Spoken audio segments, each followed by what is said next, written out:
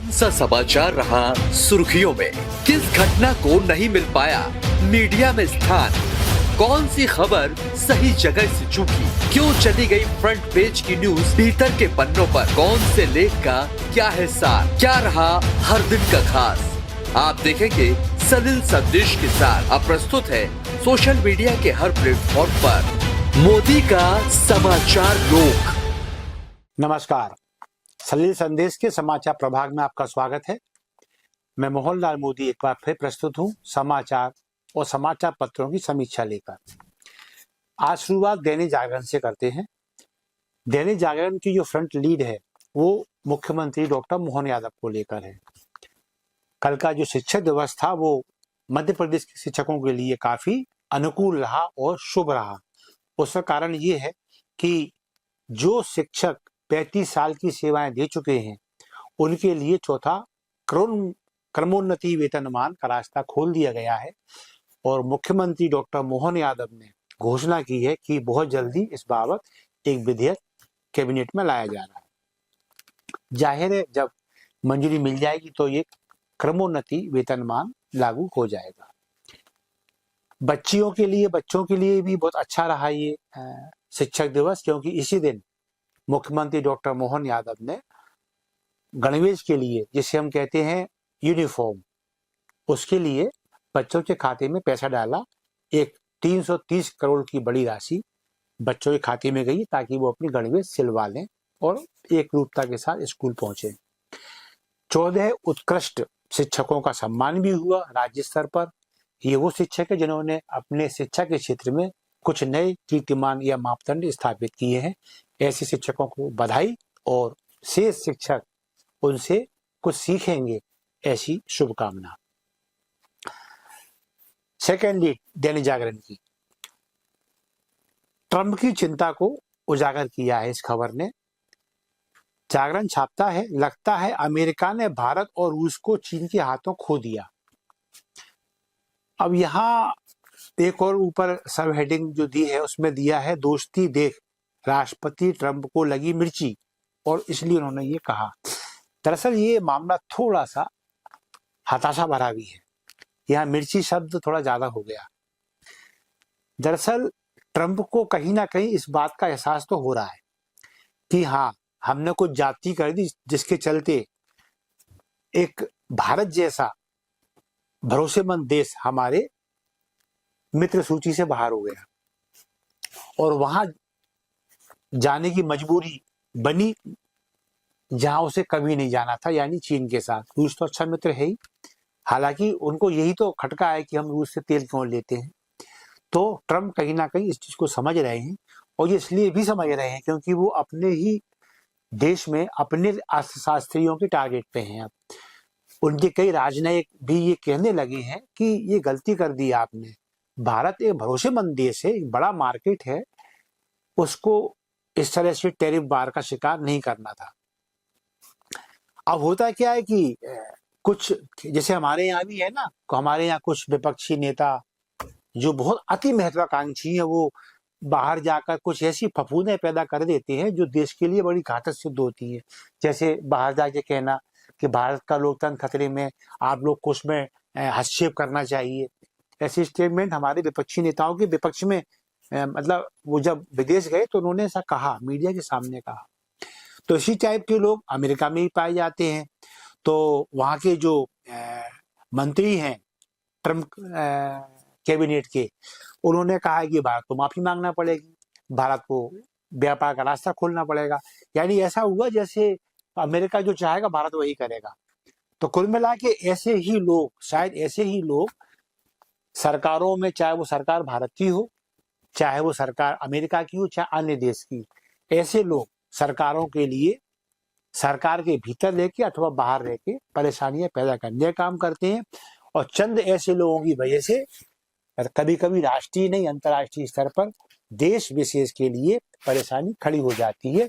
जैसे आए Trump already अपने देश में और वैश्विक स्तर पर गिर चुके हैं, उनका एक रेटिंग है वो लगातार नेगेटिव जा रही है। जागरण के लिए अब चलते हैं आखिरी पेज पर। आखिरी पेज पर जागरण में एक खबर छपी है, पत्नी को तलाशने बेटों के साथ पोस्टर लगा रहे रिटायर्ड डिप्टी कमिश्नर। बेहद मार्मिक खबर है। हालांकि इसको सिंगल कॉलम मिला है आखिरी पेज पर दैनिक जागरण में, लेकिन खबर काफी मार्मिक है और ये हमारी जो ब्यूरोक्रेट्स की जो कहना चाहिए गैर संवेदनशील जो कार्यप्रणाली है उसको उजागर करती है। पहली बात तो ये है कि माँ, पत्नी, बहन, बेटी किसी की भी खो जाए, पीड़ा होना स्वाभाविक है। इस पीड़ा को जब तक ब्यूरोक्रेट्स या पुलिस वाले नहीं समझेंगे तब तक हम वो तत्परता उनके काम में नहीं दे सकते जो अपेक्षित है। यह मामला इसलिए और गंभीर हो जाता है कि जिसकी पत्नी खोई है वो ऑलरेडी रिटायर्ड डिप्टी कमिश्नर है, यानी वो एक विशिष्ट व्यक्ति तो है। यहाँ हम ये नहीं कहें कि विशिष्ट व्यक्ति को अलग से ट्रीट किया जाना आवश्यक है, लेकिन यहाँ ये समझ में आता है कि जब डिप्टी कमिश्नर स्तर के व्यक्ति के साथ पुलिस का ऐसा निम्न स्तरीय व्यवहार है कि वो खुद अब पोस्टर चिपकाता फिर रहा है, वो खुद अब जहां उसको लगता है कि सीसीटीवी कैमरा लगा उसके फोटोज प्रयास कर रहा है मिल जाए मुझे, स्टडी कर रहा है अपने घर में बैठ के और स्पष्ट कह रहा है कि हाँ पुलिस मुझे सहयोग नहीं कर रही, ये चिंता का विषय है। पुलिस देखिए क्या कुछ मामलों में अपनी पीठ कितनी भी थपथपा ले। सही बात यह है कि जनता से जुड़े मुद्दों पर पुलिस भी बहुत ज्यादा सक्रियता नहीं दिखाती और इसका जीता जागता उदाहरण ये है कि रिटायर्ड डिप्टी कमिश्नर अब खुद अपनी पत्नी की तलाश में घर से बाहर निकल पड़ा है। एक और खबर छोटी सी जागरण में ही है आखिरी पेज पर, यह भी सिंगल कॉलम में है। संचित खबरों का एक कॉलम आता है उसमें एक खबर है, मोबाइल नहीं दिलाया तो पति को छत से धकेल लिया। खबर ये भी ग्वालियर की है और जो रिटायर्ड जो डिप्टी कमिश्नर है उनकी भी लास्ट ग्वालियर की ही थी। यह मामला है कि पति ने पत्नी को मोबाइल नहीं दिलाया, बस उसका इतना कसूर था, झगड़ा हुआ और पत्नी ने पति को धक्का दे दिया। ये अच्छी बात है कि छत से धकेलने पर वो पति की जान नहीं गई और वो लेकिन गंभीर रूप से घायल तो हो ही गया। बहुत बड़े पैमाने पर जो बुद्धिजीवी लोग हैं या जो मानसिक रोग विशेषज्ञ हैं वो ये कहते रहे हैं कि मोबाइल से एक आदर्श दूरी आवश्यक है।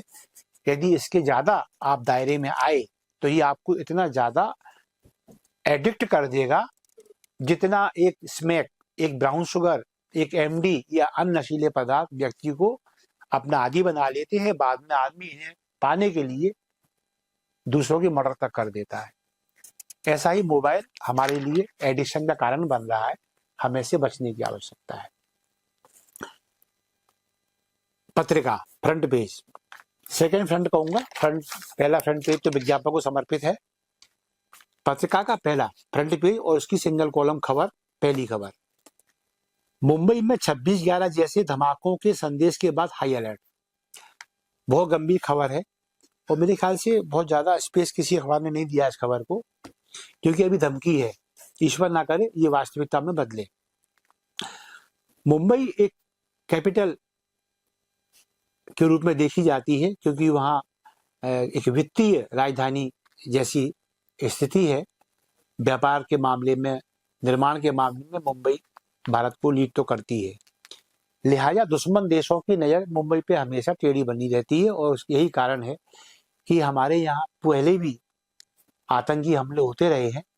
ये बात और है कि जब हम लोग इसमें सतर्क हुए तो फिर अब उन हमलों में कमी आई है और जब दुश्मन देशों पे कार्रवाई होने लगी है तो फिर ये समझ में आता है कि भारत को छेड़ना अब हल्की फुल्की बात नहीं रह गई है। लेकिन फिलहाल धमकी मिली है तो हाई अलर्ट है मुंबई में।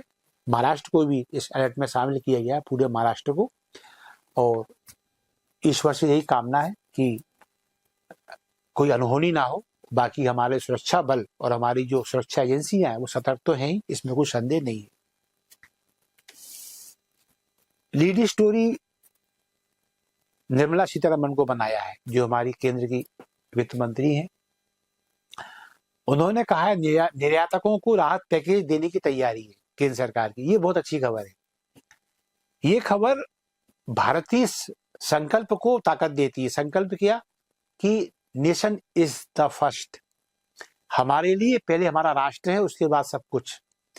खासकर जब टैरिफ वार चल रहा हो, अमेरिका से तनी हो, हमारी तनातनी हो, ऐसे में जब अमेरिका हमारे व्यापार में बाधाएं पैदा कर रहा हो, हमारे निर्यातकों को, हमारे उत्पादकों को जब नुकसान होने की आशंकाएं पैदा हो गई हो, तब भारत ने कहा है आप परेशान मत होइए, आपके लिए एक राहत पैकेज आ रहा है और आप दोबारा रिचार्ज होकर विकल्पों की तलाश में जुट जाइए, सरकार आपको नुकसान में नहीं जाने देगी। ये तेवर सरकार के वाकई में बहुत शानदार हैं। इससे एक ट्रम्प शासन को भी एक इशारा मिलेगा कि भारत वाकई में आर पार के मूड में है, वो अपने हितों को लेकर कोई समझौता करने के लिए तैयार नहीं होगा। यदि इस बात को ध्यान में रख के ट्रम्प शासन कुछ पहल करे तो स्वागत है, वरना भारत अब अपने ट्रैक पर चल पड़ा है। यही कारण है कि अब अन्य जो देश हैं जो अमेरिका का विकल्प हो सकते हैं व्यापार के मामले में, वहां हमारे जो शीर्ष लीडरशिप है वो दौरे कर रही है और नए नए अनुबंध किए जा रहे हैं, जिसका लाभ ये कि भारत का कहना चाहिए ना, बड़े बड़े हमारे जो अर्थशास्त्री हैं, सलिल संदेश में भी काफी लोग आए, स्वदेशी के राष्ट्रीय नेतृत्व यहाँ आए और भी अन्य आए, सबने यही कहा कि हम बिल्कुल तैयार हैं और बहुत जल्दी हम ये थोड़ी सी जो बाधा है उससे उबर जाएंगे। तो ये अच्छी खबर है निर्यातकों के लिए पत्रिका में, बाकी खबरों का रिपीटेशन ही है। इसके बाद आएंगे आखिरी पेज पर पत्रिका के पे, यहाँ अफगानिस्तान की एक खबर है जहां अभी एक आपदा आई है, बहुत सारे लोग मर गए हैं और इसमें जाहिर है महिला पुरुष दोनों ही मरे हैं। लेकिन एक शरिया कानून, इसे मैं शरिया कानून कहूँ या एक बड़ी अजीब रिवाज है कि यहाँ महिलाओं को पुरुषों द्वारा छूना मना है। जाहिर है ये बेगाने जो पुरुष हैं जिनका महिला से कोई संबंध नहीं है ना, तो उनको एक गैर पुरुष नहीं छू सकता, ऐसा ये खबर कहती है। लेकिन उसके दुष्परिणाम ये हो रहे हैं कि जो आपदा भूकंप की आई है अफगानिस्तान में, जैसा मैंने अभी कहा, महिला पुरुष दोनों ही घायल हुए, दोनों ही मरी हुई हैं। तो यहाँ स्थिति ये बन रही है कि जब आपदा प्रबंधन या रेस्क्यू दल ये जब वहां जा रहे हैं और बचाव कार्य में वो सिर्फ पुरुषों को ही बचा रहे हैं, या जो पुरुष मर गए हैं उनकी बॉडी को ही बाहर निकाल पा रहे हैं, क्यों कि एक शरिया कानून आड़े आता है कि गैर मर्द स्त्री को हाथ नहीं लगा सकते। तो ऐसे में हो ये रहा है कि जो घायल महिलाएं हैं उन्हें ये बचाव दल, पुरुष बचाव दल उनको हाथ नहीं लगा रहे, लिहाजा वो खुदा के भरोसे, अल्लाह के भरोसे कुछ मर भी रही है इस कानून, शरिया कानून के चलते। क्योंकि सारा काम जो रेस्क्यू दल में शामिल है वो महिला अकेला कर नहीं सकती, क्योंकि महिलाएं किसी भी देश में इतनी अधिसंख्य नहीं होती कि वो अपने स्तर पर किसी रेस्क्यू, और वो भी इतना बड़ा रेस्क्यू ऑपरेशन हो, वो नहीं कर सकती। और अफगान में तो वैसी महिलाओं की कमी है, खासकर ब्यूरोक्रेट्स में या जमीनी अमले में। तो वहां जब ऐसी स्थिति आ गई है तो रेस्क्यू दल में महिला है नहीं, लेकिन महिलाएं घायल हैं, मृत भी हैं। मृत हैं तो उनके शव सड़ रहे हैं, यदि घायल हैं तो उनको निकाला नहीं जा रहा। क्यों? रेस्क्यू दल में शामिल लोग उनको छू नहीं सकते। तो ये एक बड़ी शर्मनाक और गंभीर खबर है। मुस्लिम देशों को और खासकर भारत में जो मुस्लिम रहते हैं, जो कई बार शरिया कानून की वकालत के लिए यहाँ लॉ एंड ऑर्डर के लिए चैलेंज पेश करते रहते हैं, हालांकि हमारे यहाँ का जो संविधान है, हमारे यहाँ की जो व्यवस्था है वो काफी स्ट्रोंग है, वो उसमें सफल नहीं हो पाते। फिर भी उन्हें सोचना चाहिए कि भारत का मुसलमान हर हाल में खुश है, भारत जन्नत है मुसलमानों के लिए, इसलिए उन्हें यहाँ के संविधान, कानून और खुलेपन का तहे दिल से स्वागत करना चाहिए। दैनिक भास्कर फ्रंट पेज की सबसे आखिरी खबर है, इसे फ्लैश नहीं कहेंगे, डीसी 2 कॉलम में है। आरडीएस के साथ 14 आतंकी घुसने की धमकी, अलर्ट जारी। ये मुंबई की खबर है, हम पूर्व में दूसरे अखबारों में से पढ़ चुके हैं। बात वही है कि 400 किलो विस्फोटक के साथ में 34 गाड़ियों में ब्लास्ट का सामान फिट कर दिया गया है, आवश्यकता पड़ने पर में ब्लास्ट किए जाएंगे, ऐसी धमकी मुंबई पुलिस को मिली है। लेकिन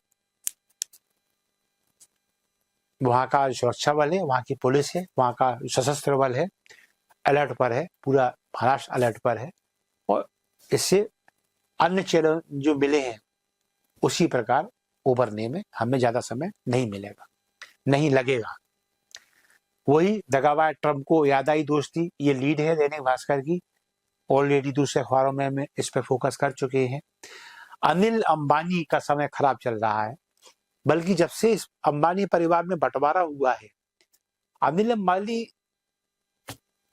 स्पीड नहीं पकड़ पा रहे हैं इंडस्ट्रीज के क्षेत्र में। जैसे मुकेश अंबानी ने एक अपना बड़ा शासन स्थापित कर लिया है उद्योग के इलाके में, और सबसे बुरी बात ये हुई कि अब वो एक फ्रॉड शख्सियत के रूप में एक पहचान बनाते चले जा रहे हैं। देखिए अब बैंक ऑफ बड़ौदा ने भी उन्हें फ्रॉड घोषित कर दिया है। ये एक इशारा है उद्योग क्षेत्र के सेलिब्रिटियों के लिए कि यदि ईमानदारी से राह बनाई जाए तो लंबे समय तक साथ देती है। शॉर्टकट किसी भी समस्या का हल नहीं होता, यदि वो अपनाए जाए तो बाद में इसके परिणाम बड़े घातक होते हैं।